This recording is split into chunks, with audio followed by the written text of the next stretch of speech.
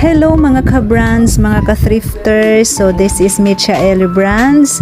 Magbubukas po ako ng isang bulto na Supremo from US to. SP337 mix pants po siya. So ang possible na laman nito is pantulog, leggings, joggers, pants, trousers. So mix po siya, hindi natin alam. Minsan mas maraming pants, minsan mas maraming trouser, minsan mas maraming leggings. So depende. Walang nagtatanong sa akin kung hindi ba ako nahihiyang magbenta ng mga ganito. Pero madalas kong nababasa na mga tinatanong daw sila or minamaliit sila kasi ganyan ang kanilang binibenta. So hindi ko alam kasi hindi ko siya na-experience.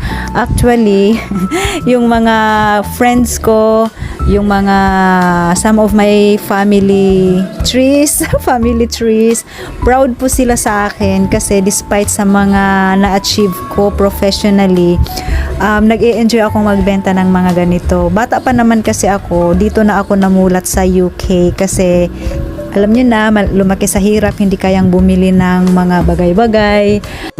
Kahit nga sa punto ng pagtatapos ko ng pag-aaral, I mean every grade, like grade 1, grade 2, ganyan, high school, no. Sa elementary lang.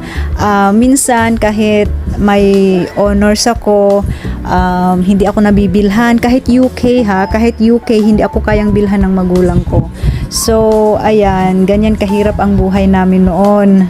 Well, yung mama ko nagsisikap naman na makahiram. Yes, makahiram ng damit para susuotin ko every time na may honors ako. Well, every year may honors talaga ako. Hindi man top 1, top 2, pero syempre kasama pa rin talaga ako sa top 5. So, ayan, shout out sa pamangkin kong maganda. Magandang iring laaw. Maganda kasi ang mata noon, parang pusa hanggang ngayon. Para siyang naka-contact lens. Shout out sa'yo and I love you. Yun na nga, napakwento na nga ako kasi nga kaya ako mahilig sa ukay dahil bata pa lang ako, namulat na ako sa ukay. So, ayan, namimili na ako ng mga branded. My God, sana madami, char. So, voice over to, kaya alam ko na kung ano nakukuha ko. So, marami naman. Itong bale na to, halos lahat. Like halos talaga, pants and trousers.